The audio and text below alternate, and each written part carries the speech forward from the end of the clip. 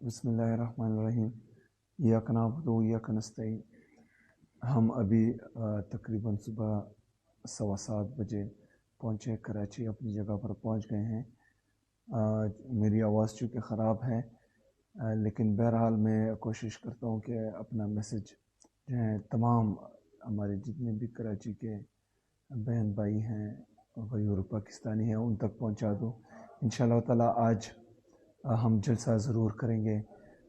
ساری رات 12 بجے سے لے کر ابھی 7:15 بجے تک 7.5 گھنٹے ہم نے حیدرآباد سے کراچی آنے تک گزارے ہیں، اور راستے میں انہوں نے جو ہے جگہ جگہ رکاوٹیں رکھی تھی، اور ہم مجبوراً ایسے راستوں سے آنا پڑا جہاں پر نہ انسان تھا، نہ دکانیں تھی، نہ جو ہے لوگ تھے، نہ کوئی اور گاڑیاں تھی، اور ہمیں جان بوجھ کر جو ہے ایسی سنسان سڑکوں پر دھکیلا گیا تھا، اور یہ میرے اور میری ٹیم کی زندگی کو خطرے میں ڈالنے کے مترادف تھا، کیونکہ وہاں پر کچھ بھی ہو سکتا تھا۔ لیکن بہرحال یہ لوگ اقتدار کے بھوکے ہیں اور اقتدار کے نشے میں اتنے پاگل ہو چکے ہیں کہ ان کو جو ہے ایک صوبے کے وزراء، ان کی صوبائی کابینہ، ان کے پارلیمنٹرین اور ان کے ساتھ جو لوگ تھے ان کی زندگی کی بالکل فکر ہی نہیں تھی۔ یہ فصیت آخر کب تک یہ کریں گے؟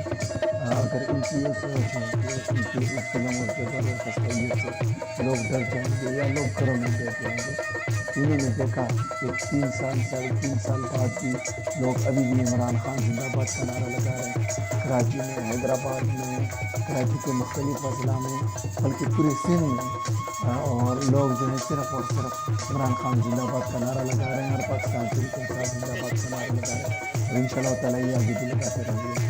تمام کراچی کے جو غیور شہری ہیں انہوں نے آج ہر صورت نکلنا ہے۔ انشاءاللہ تعالیٰ ہم نے 3 بجے یہاں سے نکلنا ہے اور جلسہ ہر صورت میں کرنا ہے۔ ان کو جلسے کا خوف ہے، جلسہ تو ہوگا انشاءاللہ۔ You watching آواز ہے وقت کی۔